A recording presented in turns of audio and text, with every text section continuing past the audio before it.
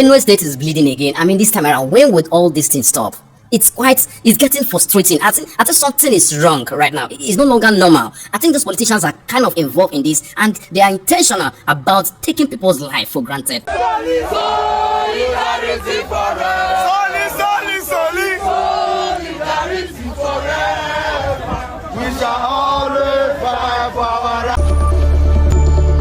No longer normal. I think those politicians are kind of involved in this, and they are intentional about taking people's life for granted, or probably folding their arms and watch people die unaccountably. Anyway, let me explain. How many of you remember when the Benue state governor said that the reason why he stopped P2B from coming to his state was because he was protecting his people, and because he's protecting his people, he doesn't know what P2B was bringing to the state, and he's protecting especially the IDP camp very well. Now you say you are protecting your people by stopping a fellow politician from coming to visit your people that is in IDP camp, in fact coming to give them aid and probably support them or encourage them. At the end of the day, he might even give them money to support and encourage them. But then the governor that you are very protective of your people, you stopped him from coming, that you are protecting. In fact, that your most protection is going to the IDP camp. Right in front of you, under your bosom, you are allowing more people to the IDP camp. You can't even protect your people, but you are protecting them against a fellow politician called Peter Obi. That is so shameful of this governor of Benue State, because every AK market day there's an attack in Benue State. In the last few months, you cannot even count how many people that have been unalive, and it seems that everything is all right. The president is not even doing anything about it, but instead he's going to Anambra to take chieftaincy title that does not mean anything, that does not have any economical value to the people. We are those our service chiefs. Are they not supposed to resign already? Because this whole thing is getting so embarrassing and getting too much. Now, this is my own personal opinion. If you check the recent attack in Benue State, you will notice that that attack is not ordinary. It seems that these people are systematically or maybe intentionally chasing people out of their village, either to grab the land, or probably they might have discovered a mineral resources in that place that they just want to chase people out of their community. Because what is the attack that you're demolishing people's house? Why are you bringing down buildings with dynamite?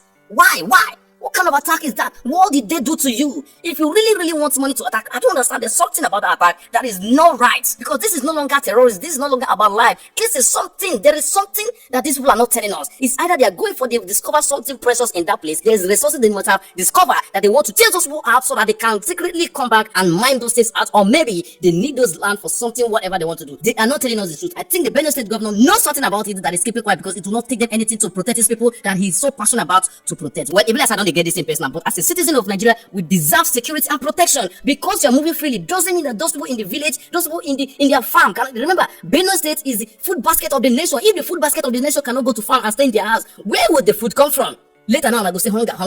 They are stopping people from going to farm. They are killing people in the farm, and everybody feels like everything is alright. Everything is not alright. So we talk now, they say we are against the government, we are against this and that. When you see the truth, you say it. Simple. People are dying of hunger. Go to the street and ask people how are they surviving. Anyway, let me not get it too personal, but then it should be personal. It should be everybody's business to ask and demand for accountability on these corrupt people sitting in power and playing Ludo with people's life. They're playing game with our lives, and we shouldn't be like that. So recently, the Nigerian President Bola Ahmed Tinubu went to Anambra State, where he received, chieftaincy title and all that. Anyway, that is not why I'm here. I just want to ask, why Anambra State? Why not Plateau? Why not Benue? Anyway, let me explain. So Nigerians, have you not noticed that since Bola Ahmed Tinubu came back from France, because he was in France, he was abroad, why all that was happening in Benue State and in Plateau State was happening? And when he came back from all his trip that he allegedly went to, he came back. Since that time, he has not said anything about all the issue that happened in Iromi, that happened in Plateau State, that happened in Benue State. He said nothing about it. Anyway, Nigerians also thought maybe because he's not feeling too well, he cannot go out. That's why he did not go out, or maybe probably say something about it. But instead, President Bola Ahmed Tinubu chose to go to Anambra. The question is why? In my own capacity, or in my own little thinking, let me explain why he went to Anambra State. Anambra State is only state that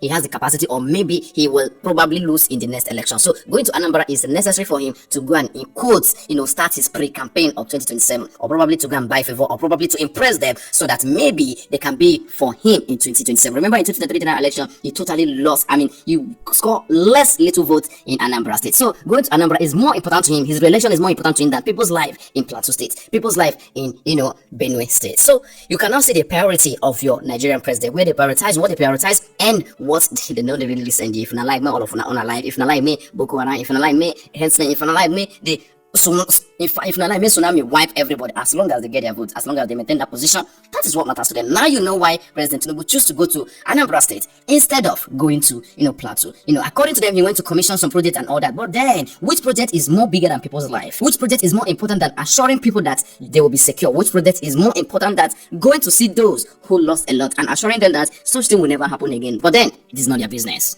Votes and position and power, it is their business. Nigerian youth, shine your eye. Make we not allow this government to whine us again, oh. All of us where they this country, if we think say things they bad now, let me tell you, sweetheart, it will only get worse. This corruption and criminality go only get worse if we not wake up to unite and make the right demands and take the right actions. So today, President Tinubu don dey swear in new INEC electoral commissioners across the country. How many of una know those commissioners? How many of una know the criteria for their appointment into those offices? Make I tell una the simple truth. Any appointment by this current government into INEC without a total reform of that electoral system and a total reform of INEC is only a setting up of the APC rigging machine. Not be because of say they believe in the integrity of that agency to give Nigerians free and fair elections in 2027. It is straight and outright setting up of the rigging machine. And if government they show una clearly say that they prepare for 2027, it is either we decide to wake up and fight to liberate ourselves, or we decide to remain voluntary slaves in this country. But my message today not be to President Tinubu. Today on day 4 of our electoral reform campaign countdown, the message is to the Senate Committee on INEC and Electoral Reform. The chairman of that committee is former governor of Plateau State and current senator representing Plateau South Senatorial District, Senator Simon K1Llēd. Some of the other members include Senator Sharafaddin Abiodun Ali Oyo Central, Senator Abdulaziz Yaradua Katsina Central, Senator Ireti Hiba Kingibe FCT Abuja, and some other senators who I go talk in the next video. If you know any of these senators, begin to call them, reach out to them, and tell them they said they begin to do the right thing. Dear Senate Committee Chairman on INEC and Electoral Reform, Senator Simon K1Llēd, we they call you now, we they call your attention. Sir, I beg you in the name of anything you serve and whatever you hold sacred, Nigerian youths are demanding free and fair elections in 2027. We are demanding electoral reforms. We under the umbrella body of Nigeria Electoral Reform Coalition, we don't carry petition, go drop for office of Senate President, one office of Speaker, House of Reps, and one has been given to Senator Ireti Kingibe for her to help present at the committee. In the name of God, Senate Committee Chairman, you must give us electoral reforms now. You have 26 more days because today is day 4 and we go come visit una. Because for 2 years, the Senate Committee and this 10th Assembly never fit give Nigerians electoral reforms. Una they go hold seminar, they hold conference, they hold workshop for 2 solid years and you have not been able to come up with any meaningful electoral reform and the amendment of the Electoral Act. The same Senate and National Assembly where we pass new national anthem in 1 day. We must refuse this self-deceit. Make una know why not so. Under these 30 days, you must come up with meaningful electoral reforms because Nigerians are mounting and are ready for this reform. This same INEC, this same Senate of the 10th Senate, for 2 years, una never fit invite INEC chairman, Professor Mahmood Yakubu, to be investigated. He collected 313 billion from the Buhari government, say he won't use for 2023 election. He said out of that money, he will spend about 150 billion for electronic technology, which is BVAS and IREF. On the day of election, Senate result enter IREF, presidency no enter. INEC chairman said there was a glitch. Till today, the Senate has not been able to investigate what caused the glitch. Waiting caused the glitch and waiting go make we be saying in the future we no go get further glitches. Make una dey play, make una dey whine us. Tomorrow now, this delay tactics wey una dey do, we don't see them before. They go talk say that it is too close to another election, they cannot amend the Electoral Act. We must close every loophole in that Electoral Act. Electronic transmission of result must be mandatory. We will not allow the holding of INEC and electoral elections in Nigeria at the mercy of INEC. We know we put our lives at the mercy of INEC. The INEC electoral guidelines must be amended and enforceable by the judiciary. Dear Senate Committee, una better do what is right for you and don't set this country on fire with the desperation of politicians to rig themselves back into office in 2027. In the name of whatever you hold sacred, Nigerians dey on this matter. Without electoral reform, we not go to talk about elections. There must be correct electoral reform before we can talk about anything election, because there can be no democracy without free, fair and credible elections. Nigerians all of now when they talk, continue to they shout, they make noise. If you be activist, if you be an advocate and you know they talk about elections and how country go better, you are only being mischievous. We must talk about elections. Let every blogger tag anybody where you go tag. Forget about people who follow or people who no tag. You just do your part and let us know say we don't do our own and leave the rest to God. Let history be the judge. We go do our best and leave the rest. But let everyone who has a voice begin to speak up. No sit down, they talk say, they no go do and they no go fit do and because it benefits them. They no go do and because they never see pressure. How many be politicians for Nigeria? How many is the National Assembly? How many are the executive or judiciary? Where they say they go they hold 200 million people hostage. We cannot continue in this voluntary slavery. Anything you they talk, it must come to INEC. Whether you want reform judiciary, law enforcement, you they talk of revolution now. If you do revolution, we must come back and elect leader through INEC. So whether we go up and come down, there must be electoral reform. Meanwhile, they talk, they say on our messages, be careful, be everything. There is no problem. God who is able to give life can protect me. Unless what thing that they do is about mischief. But if what I'm doing is about the love of my country and the love of human life, my dear, this Nigeria, I know die here. I live here. God is able to keep us. And this mandate to ensure that Nigeria, the right thing is done and human lives are protected, must be successful by the grace of God. I just left CFCC office now after spending over 4 hours there. As a matter of fact, I went straight from the airport. From the airport, I went straight to EFCC. As you all know, I was in Lagos on Saturday because of the traffic victims that returned from Ivory Coast. So I was in Lagos to receive them with Sahal and Oyema, the owner of Epis, who availed this plane to bring them back. So when they will receive them, and then yesterday, I did not even rest. You understand? This morning, because of the appointment I have with EFCC, I had to come back. Now, on reaching EFCC, they brought up one allegation against me. That is very crazy.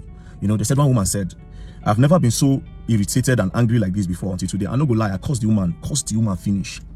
I cursed Sam to the highest level. And like I said, I told them, they record me for video. I said, a guy go reach. Apart from say we go do court case, this woman go still go swear juju for this kind of thing. Yes, we don't reach there. Juju now our ancestor package. You understand? I'm an African man. I not be church man. Do you understand? The guy we go river, go swear juju for this matter. We go take place in life. No jokes. And I told them, now what happened? They said the woman say, I even play the video. EFCC officials, she later discovered that a social media influencer, Vincent Author, aka Very Dark Man, had publicly unveiled an identical project. I'm meeting up with some tech guys as well to discuss on something I'm bringing up, and that thing is to help combat this online vendor wahala and the rest. I'm putting in a lot of money. I don't put plenty money inside the thing, and hopefully this thing, when I want to, will help a lot of people not to be scammed. The case of Princess Udo raises questions about whether regulatory bodies can be trusted to protect intellectual property rather than exploit it. I urge the Nigerian government, the EFCC, and other relevant authorities to take immediate action to 1. Investigate this incident and bring perpetrators to justice. Strengthen intellectual property protection laws. Now, before I say anything, if you want to arrest me, I want to look for something very reasonable and very, very tight. Not be all these things. You understand? Because at this point, you know, they look as if, okay, yes, there's an hidden agenda somewhere. Before I address this issue, I was with EFCC for how many days? They interrogated me. They don't bring this thing up. From nowhere, they carry this one come today, but that's not a problem. Now, let's go to this woman. This woman is alleging that, if you remember that video when I reached China, I said, I come here, I don't spend a lot of money so that I'll feed the help people so that they will not be getting scammed. You know, all these vendors, buyers and sellers, so we say you will send money to vendor no credit you, or vendor will send something to customer no go pay. You know, all those things. I said, okay, I'm coming up with an idea that spent a lot of money, right? So it took me to China to do all that research. So this woman is alleging that the idea is an idea. How, madam, first of all? Madam, how is it your idea? This is what I do in this country. This is what I use my platform to do. You get scam, Very Dark Man, I have a big platform. I talk about it and I make sure people get their money back. I've collected millions over the years. How many years I don't do it for this media now? Just from 2023 towards the ending of 2023 till now. I mean, towards the middle of 2023 till now. Yeah, I know how much I don't collect for people who I don't help them recover. Millions. It's only natural. See, all these kind of things, they come my head. Do you understand? You, madam, now where they claim this idea and your idea, who know you? Who know you? Sorry to say, who know you? Who are you in the scheme of things? What have you ever done? How much have you helped somebody to recover, to claim that this idea is your idea? How much? You don't help person recover where you go say this idea is your idea. Like I said, if now want to arrest me for over something more than drum. And mind you, this is my idea where you talk. I am pretty sure that this your idea and my own can never be the same. My own idea, I got it in the prison. I sat down in the prison when I was locked up in Kuje. I sat down inside there, the idea came to my head. And more ideas. If I bust the idea for you now, billions. Do you understand? As a matter of fact, I know how many people I don't meet. People who don't ready to invest. Millions on top of them. When I pitched it, even when the EFCC was interrogating me, when they asked me that, oh, you said you have an idea, you know, in order to help people, I pitched it to them. The EFCC people that were interrogating, they were surprised. They were like, bro, you have ideas, big ideas. So you coming to say this? It's just crazy. Like I said, if you don't hold me, now arrest me, I'm gonna find something very, very big. Don't be all these ones. I pick past all these things. Idea box 90 years. I don't want to even talk about the people who say I don't send idea give when the entertainment industry. Go dead when nobody know and they give them. They use and do their content. I be idea box. But I know they use it until they brag. Me idea box. So when they said it, I was like, what? Wanna pick me for something else? Do you understand? That's number one. Number two, I will talk another idea now because all these things now I need to advance. And how do I advance? I have to get an office. Where I look for now? I am on it. I don't employ one person.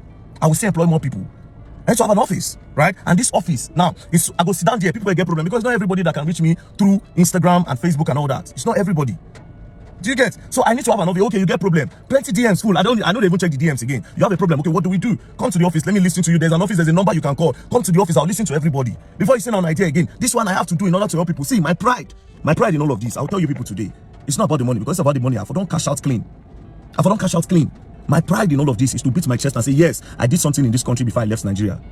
Or before I left this world, rather, because I'm not going to leave Nigeria to stay anywhere else. That's my pride. I go beat my chest and say, bro, I stand up and make this thing stop. Go and check. When was the last time you see the scam person for media again? When was the last time you see all these organic skincare people that they advertise on NAFDAC? Somebody, one big man, they talk today. They talk about one multi-billion-dollar business. And they say, I swear, in the talk say, man, we have to get NAFDAC number because we needed to get NAFDAC. We don't raise the awareness. We know what we don't do. We're not going on the brag, bro. So it's a shame that this is that kind of small thing. But madam, you go court. Not just court. You go do it. You go swear juju. You go swear juju. To be very honest, you go swear juju. Anyways, I don't tell my lawyers. I know they sue, but let's say we'll start. Even the duty man house, so I don't sit down on my own and say there's no need.